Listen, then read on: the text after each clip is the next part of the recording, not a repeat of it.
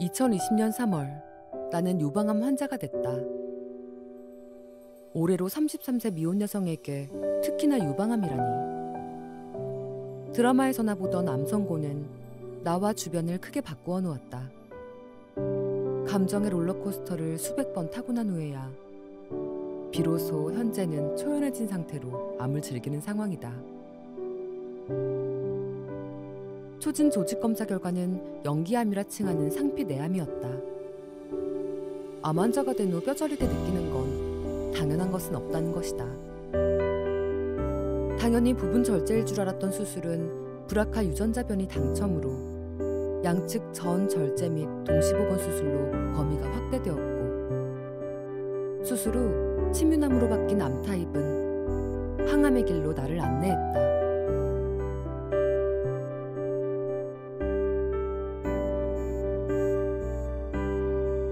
첫 항암까지 약 4주의 시간이 주어졌다.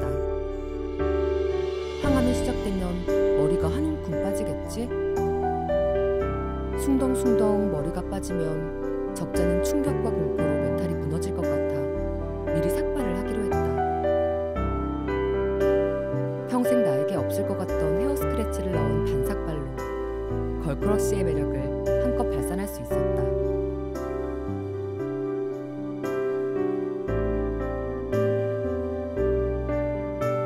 그 무렵 나의 반려견 방울이도 병원 신세를 지게 됐다. 함께 아픈 것도 기념인데 특별한 사진 한번 찍어볼까? 내친 김에 방울이와 함께 인생화보 사진을 찍기로 했다. 나는 바로 남은 머리카락을 다 잘라내고 방울이와 함께 멋진 사진을 남길 수 있었다. 침대 옆에 놓인 삭발에 웃고 있는 내 모습은 매일 밤 꼭 다시 건강을 되찾겠다는 다짐을 하게 만든다.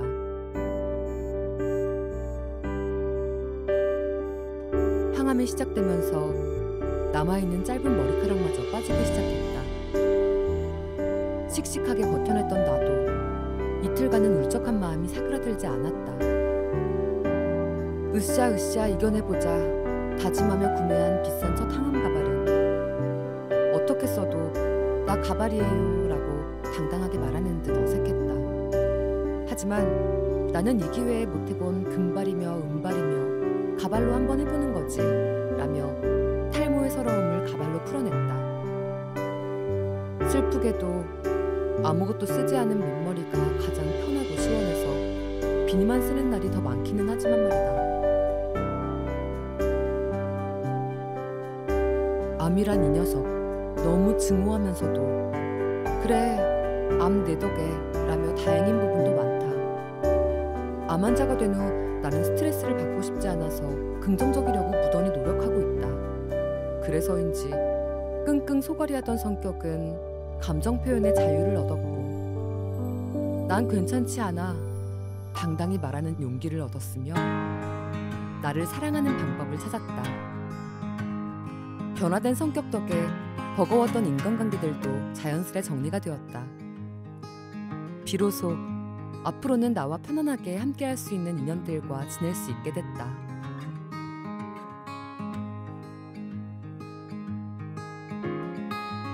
투병 생활을 하면서 나는 내 의지대로 몸이 움직여주지 않는 경험도 했다.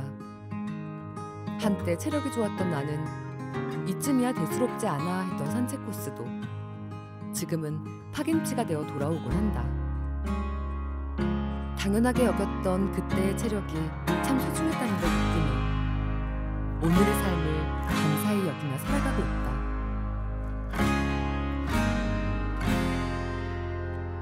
신체적으로나 심리적으로 건강한 사람만이 이 영상을 보고 있을 거라 생각하지 않는다. 하지만 적어도 이 영상을 보는 당신은 숨쉬고 있을 것이다. 오늘 아침에 눈을 떠서 들이마신 공기가 얼마나 소중한 것인지, 잠들기 전 하루를 잘 견뎌낸 나를 위해 내쉬는 숨이 얼마나 큰 위안이 되는지 알기를 바란다. 어제의 하루가 너무 괴로워 오늘 쉬고 싶다면 쉬어가도 좋다. 단 내일의 오늘을 위해 휴식하기를 바란다.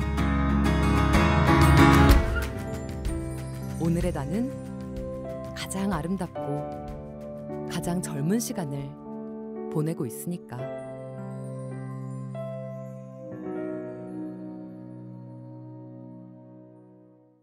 안녕하세요. 저는 33세 신서아입니다. 작년 3월에 양쪽 유방암 수술을 했고요. 1월 28일 날 첫 진단을 받았습니다. 그리고 저는 인테리어 디자이너를 하고 있고 지금은 치료가 다 완료가 돼서 다시 복귀한 지 3주 됐습니다. 한창 공모전에 참여했을 때는 머리가 다 빠지고 이제 거울만 봐도 제가 되게 싫어지는 때였어요. 그래서 노트북 하나만 가지고 글을 쓰는 게 그냥 제 속에 있는 마음을 풀어낼 수 있는 유일한 길이더라고요. 그래서 그때 제 마음을 풀어내는 과정에 있어서 이걸 모아서 어디에 조금 올리면 좋겠다라는 생각이 있었는데 그걸 브런치에 이제 올리고 있다가 우연치 않은 계기에 대림성모병원에서 수기를 모집한다는 걸 듣고 공모전에 참여하게 됐습니다. 사실 상을 탈 거라는 기대도 전혀 안 했었고 그냥 작은 상도 아니고 너무 큰 상을 부족한 실력에 제가 받은 것 같아서 사실 부담스러워서 그 이후로는 글을 못 쓰겠더라고요. 근데 이제 그걸 보고 제 지인들 같은 경우에는 제가 가지지 못했던 마음을 또 알게 되신 분들도 있고 제가 가장 제 글을 통해서 말을 하고 싶었던 건 암 환자가 됐다고 해서 세상이 끝나지 않았다는 거랑 그리고 충분히 즐기면서 더 기쁜 마음으로 치료를 할 수 있다는 거를 조금 알리고 싶었어요. 그래서 제가 아닌 다른 분들이 저랑 비슷한 상황에 놓이셨다고 하면 이 글을 통해서 조금은 너무 우울한 동굴 안에만 갇히지 않으셨으면 좋겠어요.